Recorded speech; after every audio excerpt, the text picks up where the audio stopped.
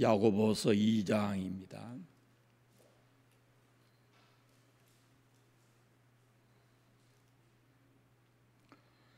야고보서 2장 1절부터 13절 말씀까지.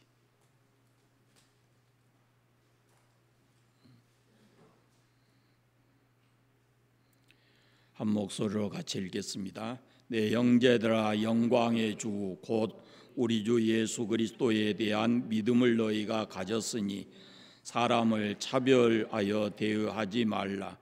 만일 너희 회당에 금가락지를 끼고 아름다운 옷을 입은 사람이 들어오고 또 남루한 옷을 입은 가난한 사람이 들어올 때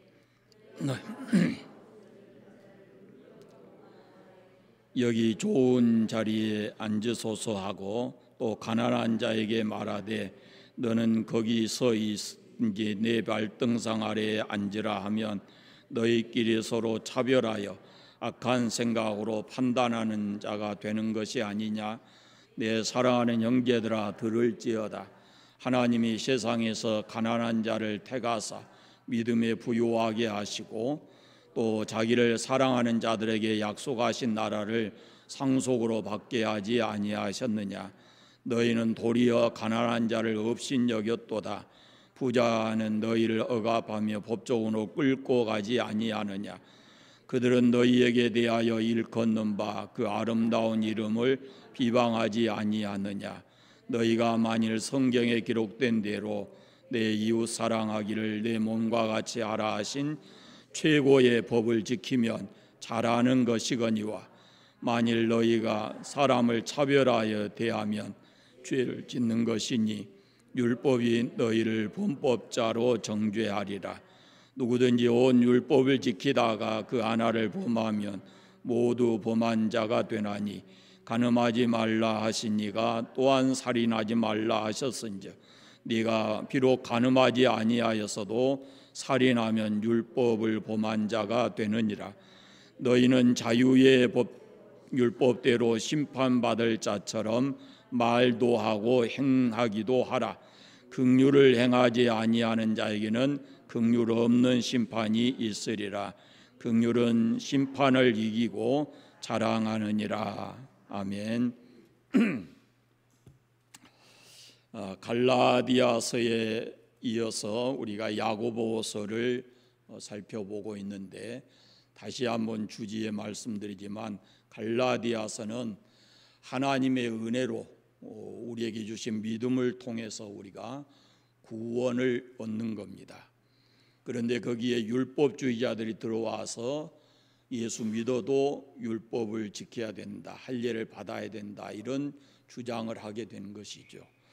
그래서 구원의 조건에는 율법을 행함이 들어가 있지 않다라는 것이 갈라디아서의 말씀이고, 야고보서의 말씀은 이미 구원 얻는 우리가 세상에서 좀 더 성숙한 신앙과 성품을 가지고 어떻게 살아야 되는가라는 것에 대한 말씀을 하고 있습니다.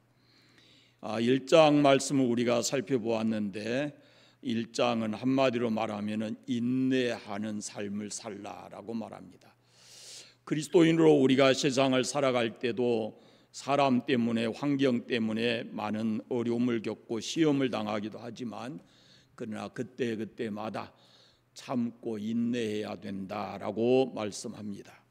그리고 오늘 우리가 2장 말씀을 보았는데 2장은 진리를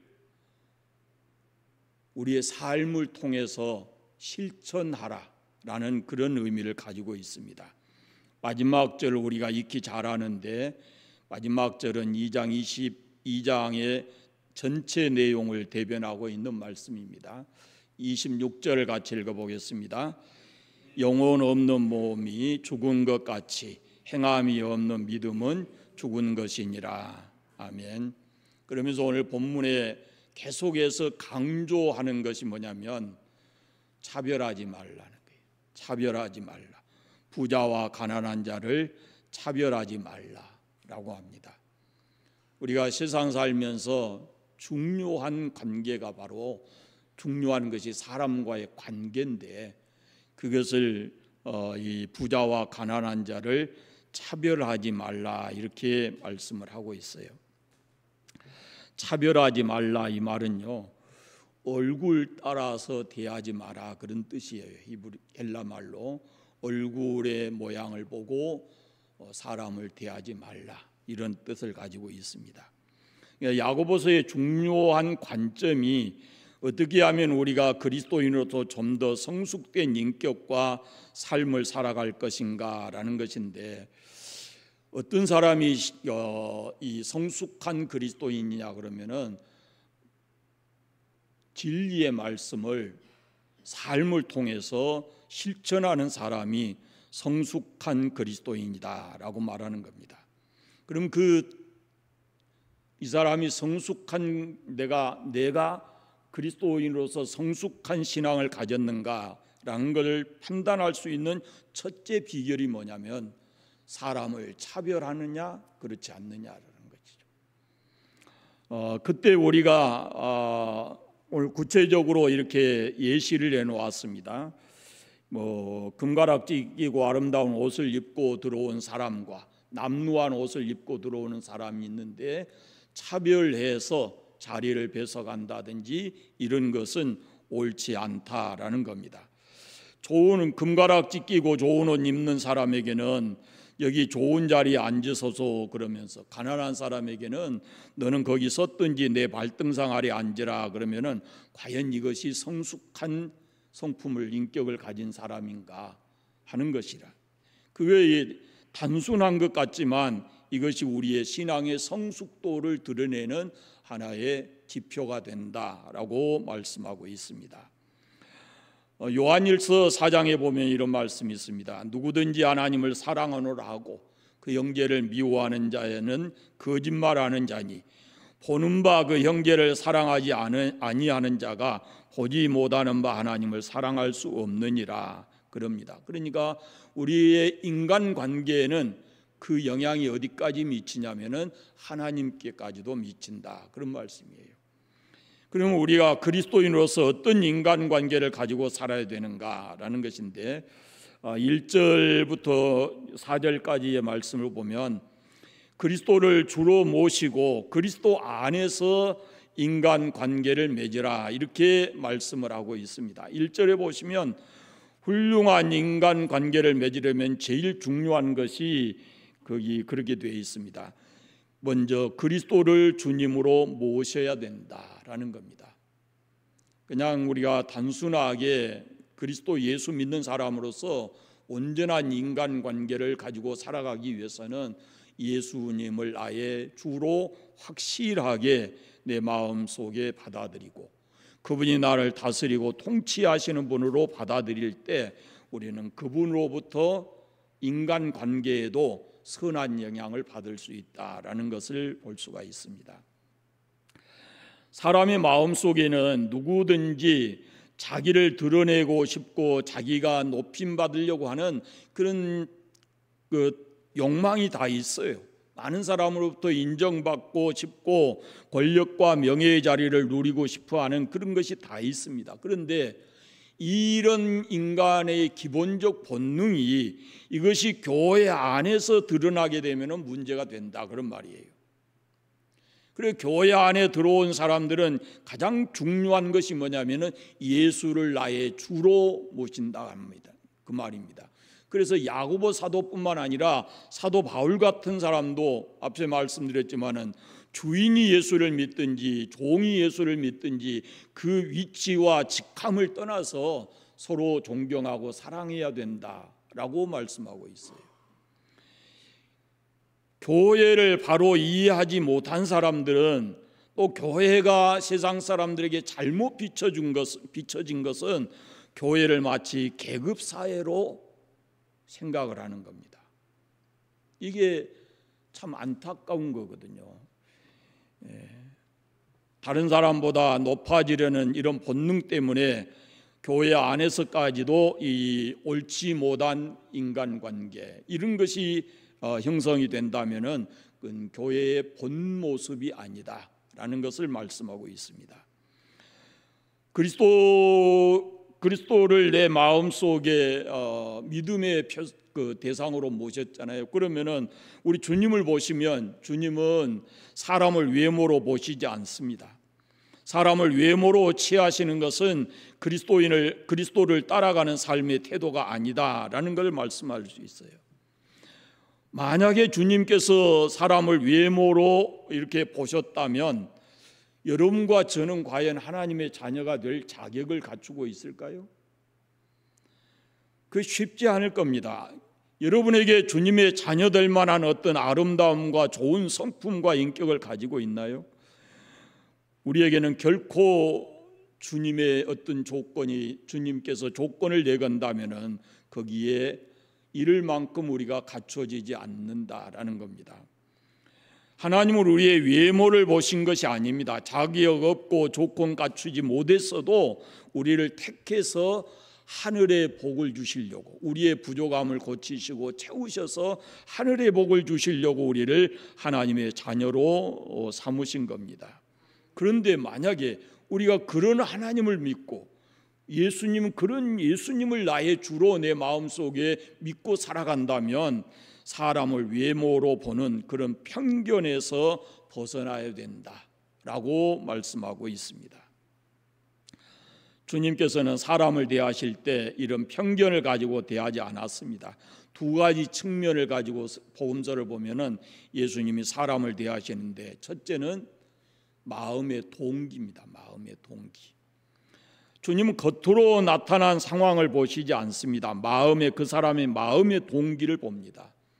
어떤 사람이 주님 앞에 병든 사람이 나왔을 때도 그 마음 중심을 보고 주님께서 그를 치료해 주셨고, 예물을 드린 것도 액수를 보지 않고 그 마음을 보셨고, 부자일지라도 주님께 와서 자기를 드러내고 싶어하는 사람에게는 주님께서 솔직하게 그 말씀을 다 해주시잖아요. 그러니까 주님께서는 그 사람의 마음의 동기를 보시는 것이지 겉으로 드러나는 그의 직함이나 그가 가지고 있는 무엇을 보는 것이 아니었다라고 볼 수가 있습니다. 또 하나는 현재의 모습보다 앞으로의 예수님은 가능성을 보셨어요. 주님께서 사람을 평가하실 때 현재 모습대로 평가하는 것이 아니고 그 사람 속에 있는 가능성을 보시고 그걸 택하신 거죠. 여기 보면은 예수님께서 처음 갈릴리 바다에서 베드로를 택한 그런 모습을 보십시오. 베드로의 현재 모습이 어떻습니까? 무식한 어부였고 의지가 약한 사람이었고 감정의 변화가 심한 사람이었어요. 그러나 예수님께서는 그 베드로를 향해서 이렇게 말씀하셔요. 너는 시몬이니 장차 게바라 하리라. 게바가 반석이거든요. 게바가 베드로예요. 그렇게 말씀하셔요. 그러니까 현재의 모습대로라면은 예수님의 제자될 만한 자격이 없어요. 그런데 주께서 그를 부르셔서 그를 게바라, 베드로라 그렇게 하셨다라는 말씀입니다. 그러면서도 주님 이 땅에 계실 때 모습을 보면요, 그분은 사람들로부터 외모로 이렇게 취급당하셨어요. 이사야서의 53장에 있는 말씀 보면은 그는 주 앞에서 자라나기를 연한 순 같고 마른 땅에서 나온 줄기 같아서 고운 모양도 없고 풍채도 없은즉 우리의 보기에 흠모할 만한 아름다운 것이 없도다 그랬어요. 요한복음 1장에 보면은 빌립이 나다나엘이라고 하는 친구에게 예수님을 소개할 때 이렇게 말해요. 나사렛 예수 이런 표현을 하거든요. 예수님에 대해서 얘기하니까 그 나다나엘이 뭐라고 말하냐면은 나사렛에서 무슨 선한 것이 날 수 있느냐라고 답을 하는 거예요. 그러니까 그건 한마디로 말하면은 비하하는 거거든요. 나사렛이라고 하는 지명을 비하하는 거예요. 이스라엘 사람들은 메시아가 어디서 날 것을 알고 있었거든요. 그런데 예수님이 나사렛 출신이라고 하니까 그걸 비하해서 말하는 거예요. 그러나 주님께는 사람들이 외모로 그렇게 여러 조건을 가지고 판단했지만 그러나 주님 안에는 하늘의 영광, 하나님의 영광이 있었고 하늘의 모든 신성한 것이 그 안에 있었어요. 주님 안에. 그런 분도 세상에서 보면은 겉으로 드러난 어떤 조건 때문에 이렇게 외모로 소외받고 또 이런 취급을 받았다라는 겁니다. 세상을 살다 보면은 다루기 힘든 사람도 있고 또 싫은 사람도 만나기도 하고 그렇습니다. 마음에 정이 안 가는 사람도 있어요. 그러나 그때마다 우리가 생각해야 됩니다. 주님은 저런 사람을 택해서 주님의 제자로 자녀로 부르셨다라는 겁니다. 주님의 시각으로 사람을 바라보는 것이 그것이 신앙인으로서 성숙한 인격과 성품을 갖는 것이다 라는 말씀입니다. 그래서 사람을 외모로 취하지 말라 이렇게 말씀합니다. 우리가 그리스도인으로서 성숙한 인격과 신앙의 삶을 살려면 사람을 외모로 취하지 마라 이렇게 말씀합니다. 둘째는 5절부터 7절까지 말씀 보면은 은혜로 인간 사람을 대하라 이렇게 말씀해요. 5절에 내 사랑하는 형제들아 들을지어다 하나님이 세상에서 가난한 자를 택하사 믿음에 부유하게 하시고 그랬습니다. 하나님이 사람을 택하실 때는 조건이 없습니다. 무조건 택하십니다. 그것이 바로 하나님의 은혜입니다. 우리에게 어떤 자격도 없다라는 걸 말씀드렸습니다. 그래서 우리가 조건 없이 자격 없는 우리가 하나님의 은혜로 하나님 자녀가 됐다면, 예수 믿는 그 신앙을 갖게 됐다면 우리가 또 다른 사람을 대할 때도 은혜로 대하라 이렇게 말씀을 하는 겁니다. 하나님께서 우리를 대하신 것처럼 우리도 다른 사람을 대할 때 그렇게 은혜로 대하라 라고 말씀하고 있습니다. 사실 우리의 신앙생활을 살펴보면은 실수도 많고 오류의 연속이 있죠. 온갖 죄악들이 많고. 그래서 어거스틴이 이런 말을 했어요. 이상하다. 내가 하나님이라면은 벌써 이 지구를 없애버렸을 것 같다. 이런 얘기를 해요. 그러니까 이 지구 안에 있는 모든 사람들의 모습이 어떤가라는 것을 얘기하는 거거든요. 근데 다 아는 건 아니잖아요. 자기 자신을 비춰보니까 그렇다라는 것을 얘기하고 있습니다. 다시 말하면 이 말씀은 하나님이 그만큼 오래 참고 계신다라는 그런 말씀이에요.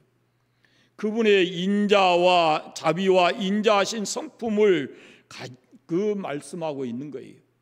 하나님께서 우리를 대하실 때 그렇게 오래 참으시고 인자와 자비를 베푸시듯이 우리가 사람을 대할 때 그런 모습이어야 된다라고 하는 것입니다.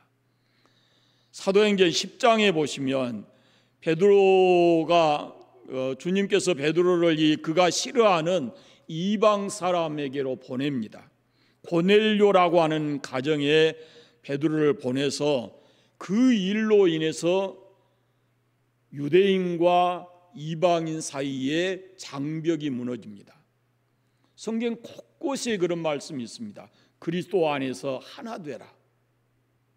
유대인과 이방인의 장벽은 그 누구도 이게 무너뜨릴 수 없는 그런 장벽인데 주님께서 이 베드로를 이방인의 집에 보내서 그 차별을 무너뜨렸어요. 만일 교회 안에 이런 차별이 있다면 그것은 비극입니다. 언젠가도 제가 말씀드렸지만은 우리 한국 교회의 좀 잘못된 부분이 뭐냐면은요, 연예인 교회 이런 것이 문제예요. 연예인이 아무런 교회 아무 교회나 가서 그 성도들과 서로 교제하고 자기가 받은 달란트를 가지고 그 교회에서 섬기고 살아가야지 자기들끼리 모여가지고 교회를 이루잖아요. 그건 옳은 그런 신앙의 교회의 모습, 진정한 교회의 모습이 아니거든요.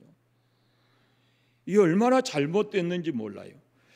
이건 교회 비극이에요. 훌륭한 교회를 만들기 위해서, 그러기 위해서는 부자와 가난한 자, 사회적 지위가 높은 사람, 낮은 사람, 이런 사람들이 함께 교회에 모여서 교제하고 자기 맡은 그 달란트를 가지고 섬기면서 살아가는 거예요.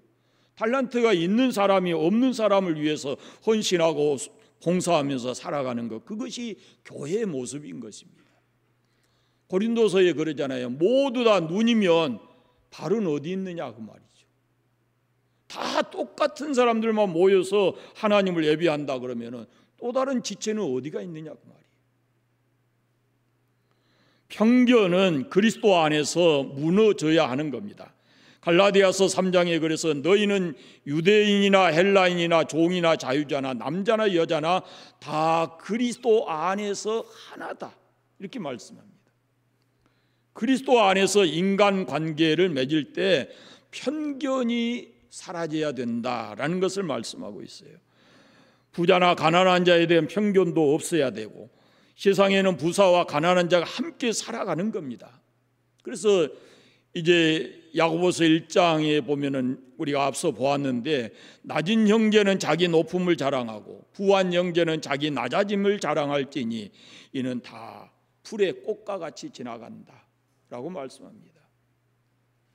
부자 가난한 자, 사회적 지위가 높고 낮은 자 이게 언제까지 가느냐 그 말이에요. 금방 풀의 꽃과 같이 다 우리 곁을 떠나고 사라져 버릴 것이다 라고 하는 겁니다. 그런데 그걸 가지고 사람들을 차별하고 편견을 가지고 대하면 안 된다라는 걸 말씀하고 있어요. 성경에는 가난한 자를 정죄하지 않습니다. 가난한 것이 죄라고 말하지 않습니다. 또 부요한 것이 꼭 축복이라고 말씀하지도 않습니다. 부와 가난보다는 더 중요한 것이 뭐냐면은 예수 그리스도 안에서 우리가 다른 사람을 은혜로 대하고 똑같이 차별 없이 대하는 것, 그것이 더 중요하다라는 겁니다. 물질 기준으로 사람을 평가해서도 안 되고 그 지식의 유무를 가지고 평가하든지 어떤 직업을 가지고 평가해서는 안 된다라는 겁니다. 그래서 우리는 항상 예수 그리스도 안에서 우리가 받은 그분의 은혜에 비춰서 또 다른 사람들을 은혜로 대하면서 살아가야 된다라는 겁니다.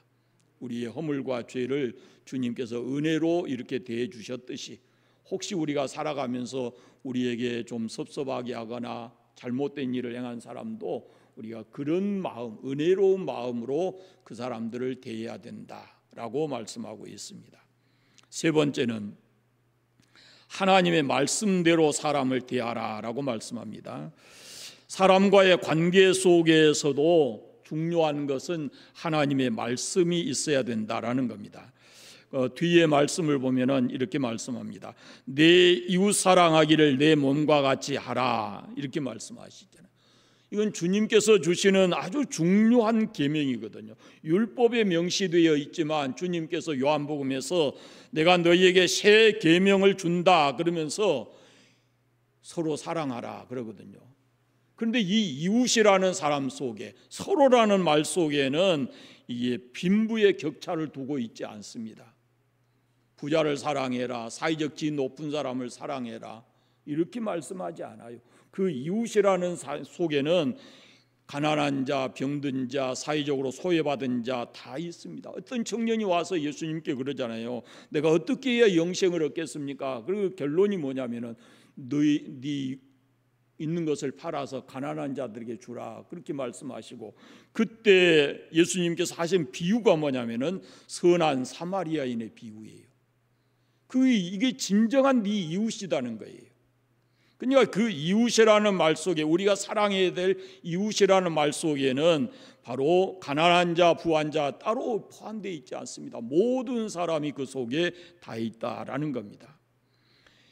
여기서 말하는 사랑은 마음으로 하는 사랑이 아니고 실제적 구체적으로 행동으로 사랑하는 것을 말합니다. 다시 말씀드리면 이것은 단순한 이 마음 속에 있는 감정이 어떤 것이 아니고 의지적으로 행동해야 된다 그런 말씀이에요. 고린도전서 13장에 사랑은 오래 참고 그랬습니다. 참을 수 없을 때 참는 것 그것이 사랑이고 마음에 들지 않아도 나를 힘들게 해도 보기 싫어도 그 사람에 대해서 참아주고 사랑해 주는 것 그것이 진정한 사랑이다라고 말씀하고 있는 거예요. 모든 사람은 하나님의 창조물입니다. 똑같이 하나님이 창조하셨는데 어떤 사람에게는 이런 약점이 있고 어떤 사람에게는 저런 약점이 실수가 있고 그래요. 그러나 약점이 있고 실수가 해도 하나님 앞에서는 모두가 다 똑같이 귀한 존재들이다라는 겁니다. 그러잖아요. 우리가 한 부모가 자식을 낳았는데 어떤 자식은 귀하고 어떤 자식은 덜 귀하고 그렇습니까? 자식이기 때문에 귀한 거죠. 예수님께서는 차별해서 그분이 십자가를 지신 게 아니에요. 모든 사람들을 위해서 예수님이 십자가를 지셨고, 누구든지 예수님을 믿으면 죄 용서받고 하나님의 자녀가 되는 존귀한 자가 되는 것입니다. 그런 의미에서 우리가 모든 사람과 아름다운 인간관계를 맺고 살아가야 됩니다. 오늘 우리 사회는 점점 기능사회가 돼가고, 이 기능도 물질과 연관돼서 기능을 가지려고 합니다. 앞으로는 아마 더더욱 그럴 것 같습니다. 그 한 예가 지금 의료계를 보면은 아예 안 되는, 아예 지원을 안 하는 모든 의대가 굉장히 비율이 세잖아요. 그런데 정원에도 못 미치는 의대가 있어요. 소아과, 산부인과, 외과, 내과도 그렇대요. 내과도 돈이 안 된대요. 돈이. 그러니까 돈 많이 몰리는 그쪽으로 지원을 하다 보니까 경쟁률은 더 높아지고 이렇게 되는 거예요. 여러분, 사람을 외모나 소유나 어떤 기능을 가지고 평가하고 그것에 기초해서 인간관계를 맺는 것은, 이것은 건강한 사회가 아닙니다. 더더군다나 그리스도인은 이렇게 사람을 차별해서는 안 되는 것입니다. 9절 말씀에 보면은 만일 너희가 사람을 차별에 대하면 죄를 짓는 것이니, 이렇게 말씀해요. 사람을 차별하는 그 자체가 죄다라고 말씀하고 있어요. 그러니까 사람을 대할 때 반드시 우리가 이 점을 생각해야 됩니다. 하나님의 말씀에 기초해서 모든 사람을 사랑하는 마음으로 대해야 된다라는 겁니다. 마지막으로는 인간의 모든 행동은 마지막에 심판의 대상이 됩니다.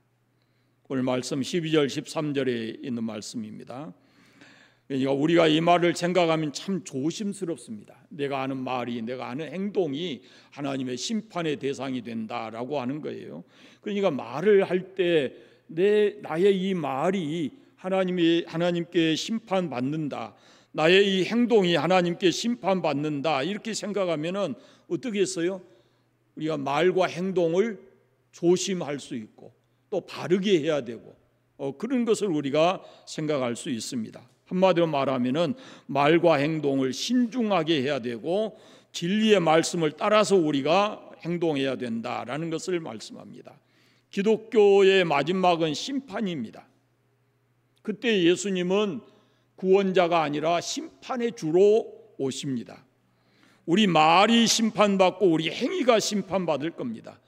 우리의 행위 속에는 이 인간관계도 들어 있습니다. 사람을 차별한다든지 이런 것도 그 속에 들어있는 것입니다. 그래서 우리가 신앙인으로서 건강하고 성숙된 인격을 가지고 살아가기 위해서는 사람을 대할 때 바르게 대해야 된다라고 말씀하고 있습니다. 13절 말씀을 보십시오. 심판의 기준이 나타나 있습니다. 같이 읽어보겠습니다. 긍휼을 행하지 아니하는 자에게는 긍휼이 없는 심판이 있으리라. 긍휼은 심판을 이기고 자랑하느니라. 아멘. 대인관계에 있어서 꼭 필요한 것이 뭐냐면은 긍휼의 마음입니다. 다른 사람을 불쌍히 여기는 마음. 예수님께서 복음서에 보면은 무리를 보실 때 불쌍히 여기셨다라고 말씀해요. 오늘 우리에게 필요한 것은 바로 이 긍휼히 여기는 마음입니다.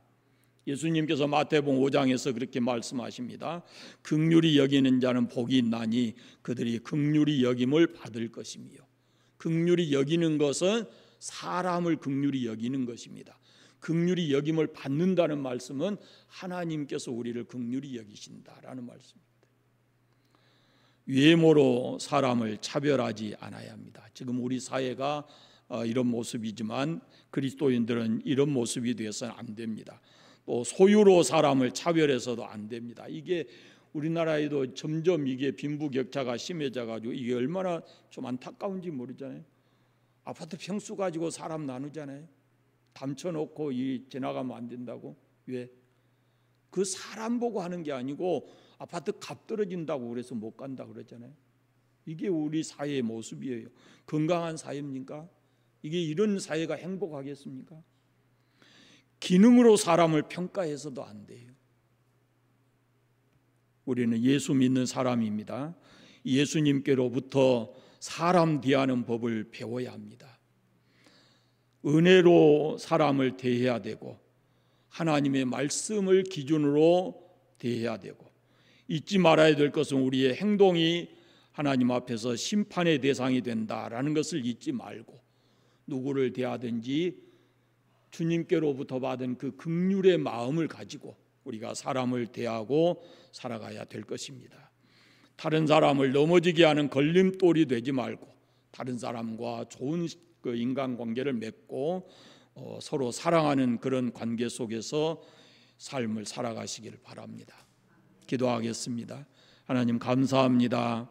오늘 또 야고보 사도를 통해서 주신 귀한 말씀을 함께 나누었습니다. 우리가 먼저 하나님과의 관계를 온전히 하게 하시고 하나님 잘 경외하고 믿음에 굳게 서서 세상 것 때문에 흔들리지 않는 믿음의 사람으로 살게 해주시기 원합니다. 또 사람과의 관계도 잘할 수 있게 하여 주시옵소서. 우리가 그리스도인으로서 성숙한 인격과 삶을 살아가되 다른 사람과 좋은 관계 속에서 살아갈 수 있는 저희들 되게 하여 주옵소서. 무엇보다도 사람을 외모로 사람 차별하지 않고 모든 사람을 공평하게 대하면서 살아갈 수 있는 은혜를 주시기를 간절히 원하옵고 기도합니다. 하나님 아버지, 우리를 긍휼히 여겨주셨듯이 우리도 이 긍휼의 마음을 가지고 또 다른 사람을 대하고 살아갈 수 있도록 은혜 베풀어 주옵소서. 혹시라도 살면서 다른 사람 마음에 상처 주거나 다른 사람의 인생에 걸림돌이 되지 않게 하시고 우리가 서로 아끼고 사랑하는 그런 삶을 살아갈 수 있도록 은혜 주시기를 간절히 원합니다. 우리의 모든 삶을 성령 하나님께서 친히 주관하고 다스려 주시옵소서. 예수님의 이름으로 기도드립니다. 아멘.